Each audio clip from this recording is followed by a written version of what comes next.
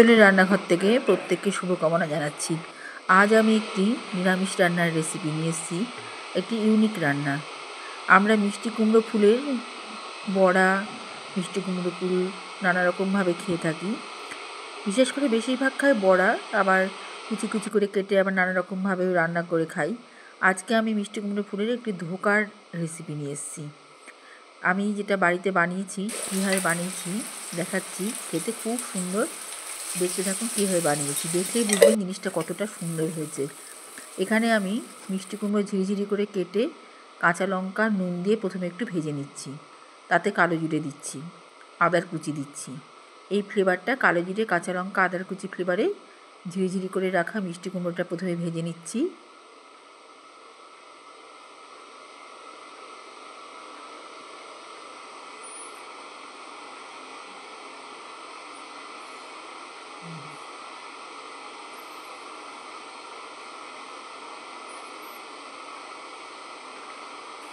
এবার এর মধ্যে আমি টমেটো কুচি মেশাচ্ছি। প্রথমে আমি মিষ্টি কুমড়োতে লঙ্কা দিয়ে ভেজেছি, তারপরে টক দিচ্ছি। টমেটোর বেশিরভাগ আমি শাঁসটা বের করে আমি খোসাগুলোই দিয়েছি। এবার ঝাল, মিষ্টি আর টক আর কালো জিরা ফোড়ন, হলুদ, নুনে এটা ভাজা হবে।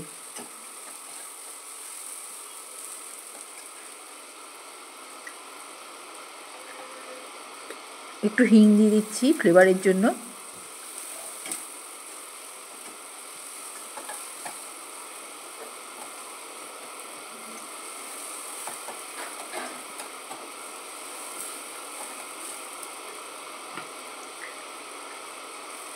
কড়াইশুঁটি,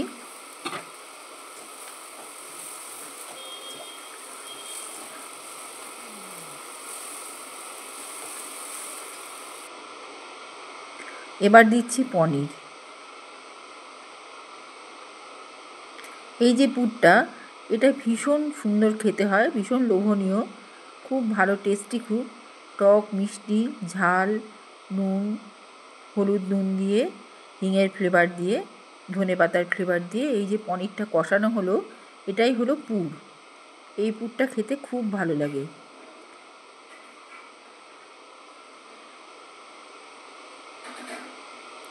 আমি একটু টেস্ট করে দেখছি, আমি লোভ সামলাতে পারলাম না। এবার লঙ্কাটা যেটা ছিল, যেটা প্রথমেই ভেজেছিলাম মিষ্টি কুমড়োর সঙ্গে, সেই লঙ্কাটা এর সাথে একটু ম্যাশ করে দিলাম। এবারে আমি মিষ্টি কুমড়োর ফুলগুলো এই পরবর্তী পর্যায়ে দেখাচ্ছি কীভাবে এই ফুলগুলোকে সাজিয়েছি। এর মধ্যে পুরটা ভরে নিলাম। প্রতিটা আমার গাছে 3টে মিষ্টি কুমড়োর ফুল ছিল, 3টে মিষ্টি কুমড়োর ফুল দিয়েই এটা বানিয়েছি। এইভাবে মাঝখান দিয়ে ফুলটাকে ছিঁড়ে ভিতরে পুরটা ভরে নিচ্ছি এখন।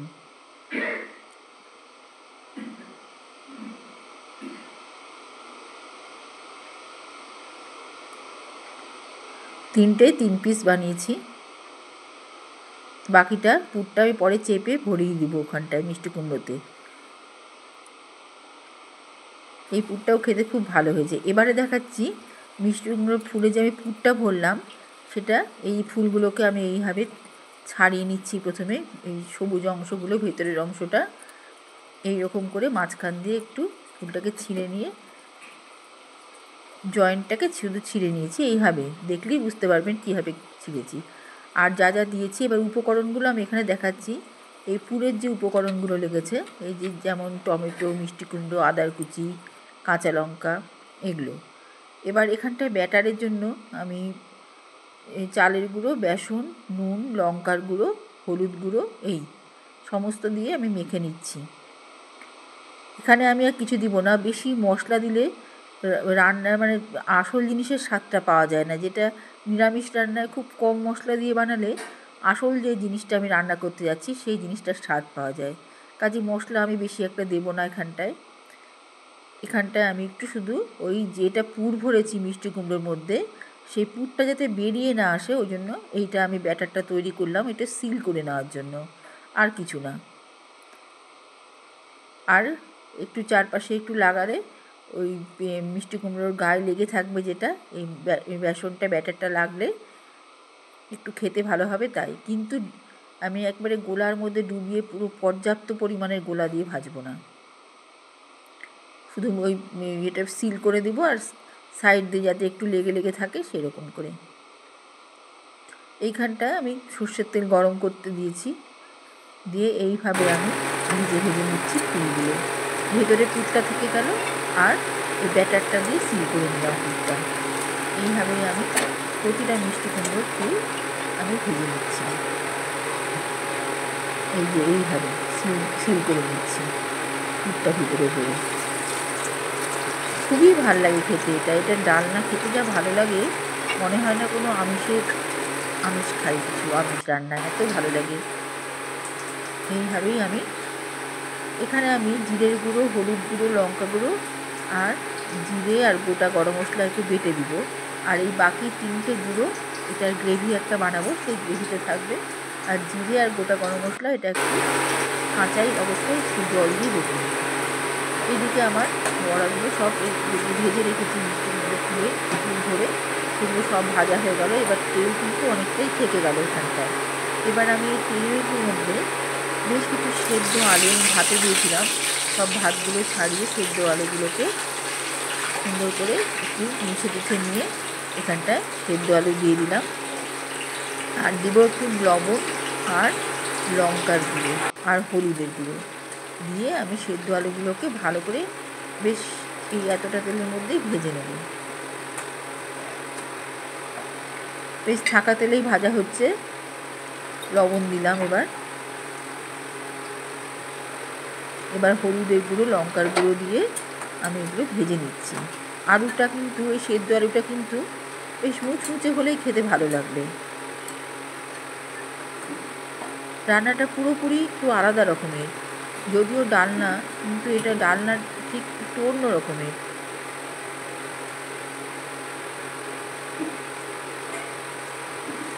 এইভাবেই আমি আলুগুলোকে নুন হলুদ দিয়ে ভালো করে ভেজে এবার তুলে নেব।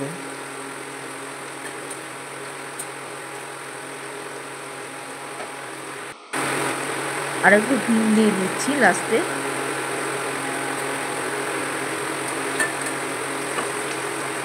এবার এই তেলটার মধ্যে কিন্তু নুন, হলুদ, লঙ্কা গুঁড়ো, হিং সম্পূর্ণ ফ্লেভারটা এই তেলের মধ্যে থেকে যাচ্ছে।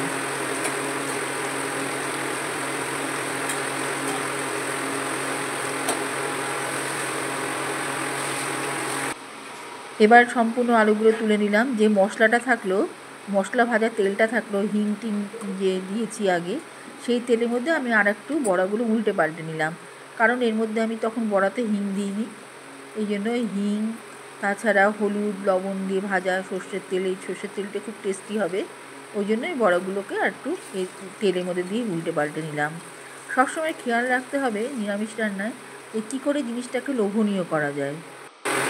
এবার আমি যেই তেলটা অবশিষ্ট থাকলো তার মধ্যে যে গুঁড়ো মশলাগুলো দেখিয়েছিলাম, সেই গুঁড়ো মশলা আর জিরে আর গোটা গরম মশলা, এর মধ্যে কিন্তু আমি লঙ্কা বাটা দিইনি, শুধু জিরে, কাঁচা জিরে আর গোটা গরম মশলা বেটে জল দিয়ে বেটে এর মধ্যে দিয়ে দিলাম। এই গুঁড়ো মশলা যে তেলের মধ্যে দিলাম তার সাথে গোটা মশলাটাও, বাটা মশলাটাও দিয়ে দিলাম, দিয়ে একটু নেড়ে চেড়ে জল দিলাম। এবার জলটা যখন জল যখন ফুটলো মশলা নিয়ে, তখন আমি এর মধ্যে কড়াইশুঁটি দিয়ে দিলাম। এবার গ্রেভিটা বেশ ঘন হয়ে আসলো, আসার পরে গ্রেভিটা বেশ ফুটছে, ঘন হয়ে আসছে। এবারে আমি এই গরম গ্রেভি, এর মধ্যে একটু টমেটো কুচিও দিয়ে দিলাম, এই গ্রেভিটার স্বাদ যাতে একটু ভালো হয়।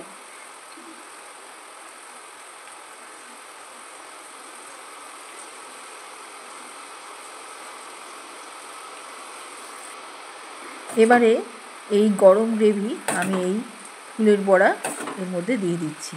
সম্পূর্ণ গ্রেভিটা বড়াগুলো টেনে নেবে। এই মশলা, সুগন্ধি, বাটা মশলা, গুঁড়ো মশলা, হিং তেলের মধ্যে রেখেছিলাম, তারপরে যে গ্রেভিটা বানালাম ওই তেলে সম্পূর্ণ দিয়ে দিলাম। সম্পূর্ণ গ্রেভিটা এই বড়াগুলো টেনে নেবে।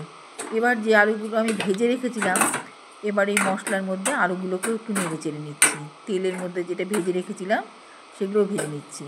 আমি কিন্তু এটা এইভাবেই সার্ভ করব, শুকনো শুকনো অবস্থাতেই সার্ভ করব। এটা ডালের সাথেও খাওয়া যায়, আবার শুকনো ভাতের সাথেও এটা অসাধারণ বললে মনে হয় একটু কম বলা হয়, অপূর্ব লাগে খেতে এই কুমড়ো ফুলের কোপ্তা কারি। খুব ভাল লাগে খেতে, খুব সুন্দর একটা নিরামিষ রান্না।